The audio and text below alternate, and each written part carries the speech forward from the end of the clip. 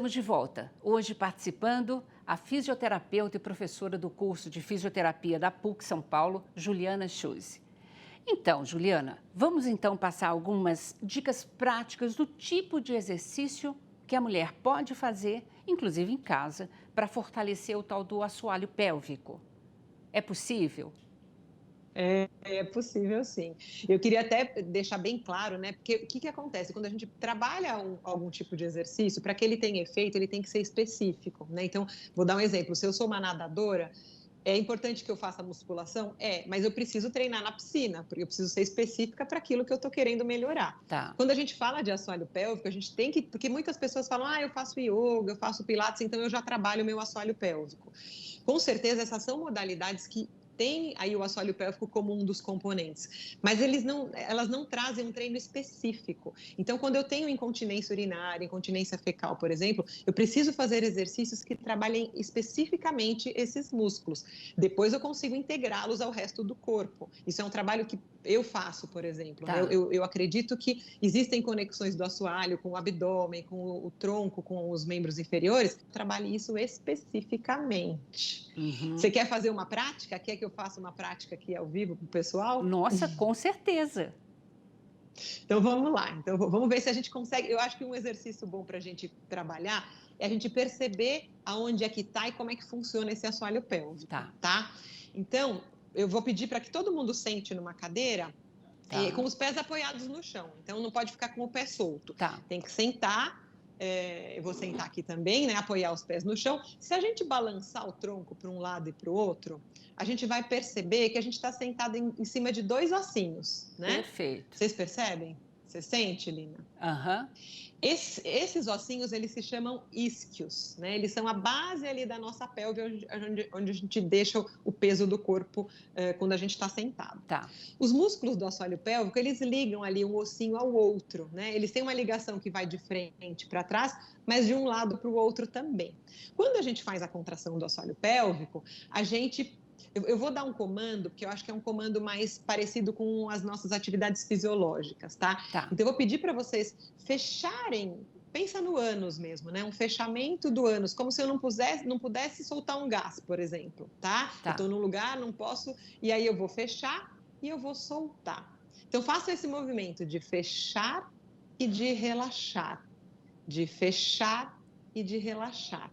Quando a gente faz esse movimento, eu não sei se vocês conseguem perceber que esses ossinhos que a gente está sentado em cima, eles levemente se aproximam. Dá para sentir isso? Porque a contração... Dá para perceber? Sim, claro. Contração e relaxamento, exatamente. Tem um Vocês músculo estão acompanhando, do assoalho pélvico, né, o exercício? Estão acompanhando o exercício, né? É para ir fazendo junto, Exatamente. Tem um músculo, Lina, que chama elevador do ânus, que é o músculo mais forte que a gente tem na parte posterior do assoalho pélvico. E olha o nome dele, né? Elevador do ânus. O que ele faz? Ele levanta o ânus. Então, eu queria que vocês fizessem esse movimento, mas que vocês colocassem uma intenção que é muito importante, que se não fizer isso, a gente não faz o movimento correto. Então, quando a gente fizer esse fechamento, eu quero que vocês fechem, que vocês pensem que vocês estão puxando o ânus para cima. E depois, quando relaxar, ele volta para a posição inicial. Então, é um movimento de subida e relaxamento. Aqui, como está fazendo com a minha mão, tá? Então, a gente vai, puxar e relaxar. Vai puxar e relaxar. Isso é importantíssimo, porque se a gente não faz esse movimento, e tem gente que quando faz a contração, ouviu na televisão, em algum programa, leu na revista, faz essa contração, mas faz uma contração fazendo uma força para baixo. Aí a gente está trabalhando biomecanicamente errado. É um exercício que está sendo feito de maneira errada. Você conseguiu perceber isso? Lógico, você conseguiu perceber com certeza. E tenho certeza que o telespectador, a mulher telespectadora, com certeza também percebeu isso, sabe? Porque é um tipo de exercício que você explicando didaticamente assim para a gente, fica muito fácil de perceber. Agora, frequência. A mulher que está com algum tipo de problema, ou que já passou pela menopausa, quer dizer, os músculos do corpo inteiro, inclusive dessa região mais íntima, ficam mais flácidos, né? Tem que fazer o quê? Todo dia, uma vez por semana? Qual que é a recomendação?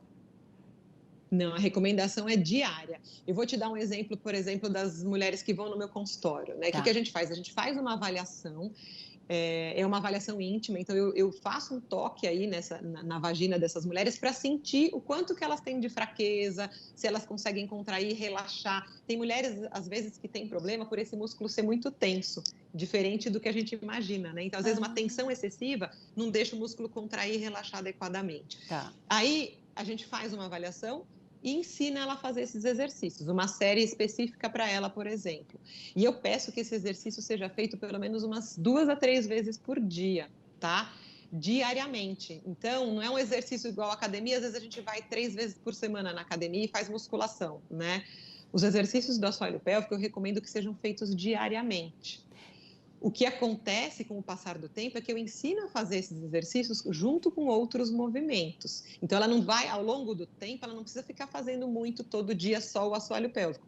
Ela vai aprender a usar o assoalho pélvico junto dos movimentos. Pode ser durante a musculação, durante o pilates, quando ela está arrumando a casa, fazendo uma faxina, por exemplo. Legal. Tá? Mas isso é mais para frente. Tá. Sim. Agora, vamos dizer, no início, então, faz lá 2, 3 vezes por dia. Por quanto tempo? Em cada exercício. Cada repetição? Tá, esse que eu ensinei para vocês, a gente chama de contração rápida. É a mais básica que tem, que a gente faz a contração e a gente não precisa respirar, não precisa fazer nenhum movimento junto. Tá. Normalmente, isso é muito individualizado, mas vamos dizer que tem alguém aqui que está assistindo e quer começar a treinar, né? Eu recomendo que faça 10 contrações, descansa. O que a gente pode perceber quando está fazendo, né? Então, vamos dizer que eu vou fazer 10 contrações. Quando eu chego na 8ª, eu percebo que eu já não estou tendo tanta força para fechar. Isso mostra que essa musculatura está cansando. Tá. Então, a gente faz 10 repetições, por exemplo. Eu posso descansar e depois, daqui um minutinho, mais ou menos, faço mais 10. 2 séries de 10, por exemplo.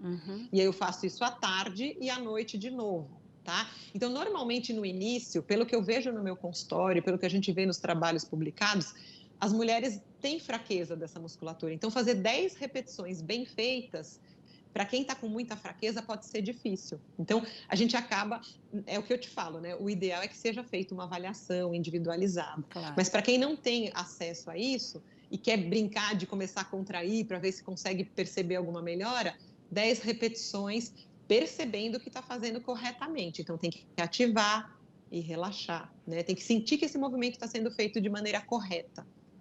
Tá. Agora, por exemplo, a mulher que depois dos 50 anos, né? Com a longevidade, a gente tem um futuro enorme pela frente, né?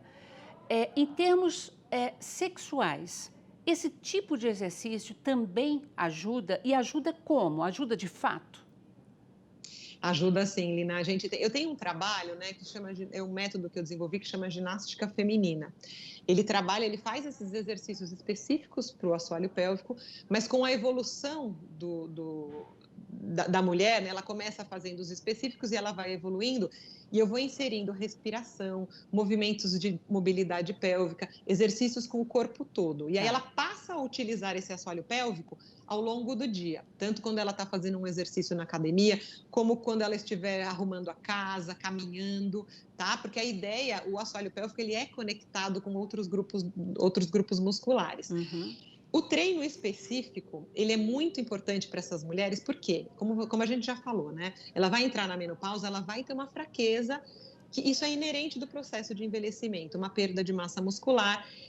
A gente faz musculação para ficar bem, para viver muitos anos bem, né? E o assoalho pélvico, ele precisa ser trabalhado. Como uma das funções dele é justamente melhorar a sexualidade e a composição do assoalho, né?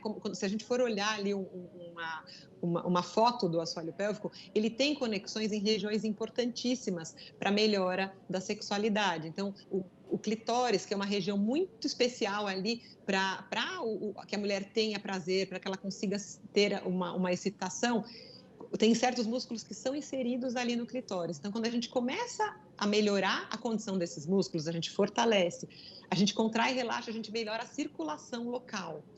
A gente melhora a coordenação desses músculos. Então, muitas mulheres que vão no meu consultório por conta da incontinência, por exemplo, elas vêm me falar: Ju, você sabe que eu estou controlando muito melhor a minha urina, mas o meu marido também percebeu que eu estou melhor nas minhas relações sexuais, porque esses músculos, eles têm todas essas funções, né? Então, quando a gente melhora a saúde pélvica, a sexualidade também melhora a lubrificação, porque as mulheres, quando elas entram na menopausa, uma das queixas que aparece muito é o ressecamento vaginal, a Sim. perda da lubrificação. E quando a gente começa a contrair, relaxar, trabalhar esses músculos de maneira global, a gente consegue melhorar, inclusive, a lubrificação. Então, tem sim uma resposta muito boa da sexualidade. Então, e todo esse processo envolve, inclusive, imagino, uma consciência corporal, né? Que a mulher não é ensinada nesse processo, né? E na educação sexual, inclusive, né? Isso não consta. É uma novidade, na verdade, que você está contando para a gente, né? Sim, porque daí, Lina, se a gente for pensar na sexualidade, a sexualidade ela é multifatorial, né? Então, quando eu trabalho com os exercícios, eu estou trabalhando o aspecto físico, né? Eu estou melhorando a condição ali daquela região. Mas existem fatores sociais, culturais. Às vezes tem mulheres que já tiveram algum tipo de trauma, que tiveram uma educação muito rígida, então sexo para elas é algo que não é legal, né? Elas sempre ouviram. Então, para a gente, e o que acontece? No meu doutorado, eu apliquei esse método da ginástica feminina, que trabalha o assoalho pélvico de forma isolada e depois conectado com o resto do corpo. E eu apliquei esse método em 3 grupos distintos de mulheres com mais de 60 anos. E aí eu fiz pela psicologia porque eu queria fazer uma análise comportamental, né? Quais as repercussões de um trabalho físico, corporal, em relação a vários aspectos. E o aspecto da sexualidade foi incrível. Foi uma das respostas que mais me chamou a atenção. Então, eu tinha alunas até de 80 anos nesses grupos. Olha, que e legal. quando a gente fazia 5 encontros, né? No quarto encontro, cada encontro tinha um tema, né? O primeiro dia eu apresentava o assoalho pélvico e eu ia criando vínculo com elas. O quarto encontro, que era o penúltimo, que elas já estavam fazendo bem os exercícios, já estavam praticando, eu trazia o tema da sexualidade. E foi muito bacana de ver, porque a gente tem uma ideia errada de que conforme a gente envelhece, a sexualidade também vai adormecendo, né? E não é isso. Elas mostraram, assim, conforme elas foram trabalhando o corpo, foram criando um vínculo comigo, foram criando, na verdade, confiança entre elas, porque eram grupos de mulheres, elas começaram a trazer as questões da sexualidade de modo muito interessante. Então, muitas delas falavam, olha, eu estava ali, elas, né, eu estou só contando mais ou menos o que aparecia, mas era como se tivesse adormecido, e quando elas começaram a trabalhar o corpo e falar sobre isso, aquilo despertou.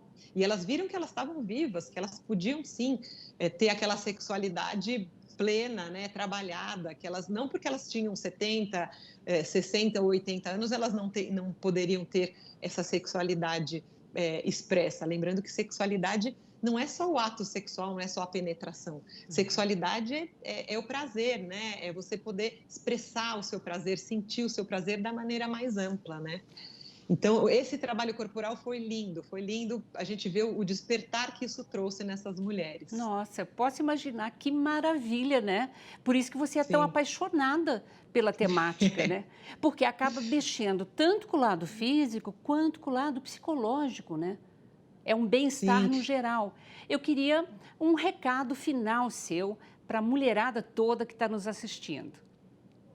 Muito bom. É o que você falou, eu sou apaixonada por isso justamente porque a gente consegue fazer transformações nessas mulheres. Então, eu acho que o recado que eu quero dar é assim, se você está assistindo essa entrevista, pela primeira vez ouviu falar do assoalho pélvico, mesmo que você tenha 70 anos, não é tarde para você começar a perceber o seu corpo, olhar para o seu corpo e trabalhar. Se você já ouviu falar, mas ainda não começou a trabalhar, não deixe de trabalhar. Todas as mulheres, mesmo as jovens que estejam assistindo, tentem prestar atenção no corpo, entender as suas funções, conhecer o seu assoalho pélvico. Nunca é tarde e quanto antes, melhor a gente trabalhar essa região do corpo para prevenir problemas futuros, para melhorar nossa consciência corporal e para despertar o feminino que a gente tem. É muito importante que isso seja feito o quanto antes. Juliana Schultz, muito obrigada. Aprendi muito com você hoje, viu? Que Até a bom, fico próxima. feliz, Lina. Até a próxima, obrigada. Obrigada a você também que nos acompanhou até aqui. Se você quiser rever esse ou qualquer outro dos nossos programas, acesse sãopaulo.sp.leg.br ou nas nossas redes sociais. TV Câmara São Paulo, assista, fique sabendo. Super obrigada.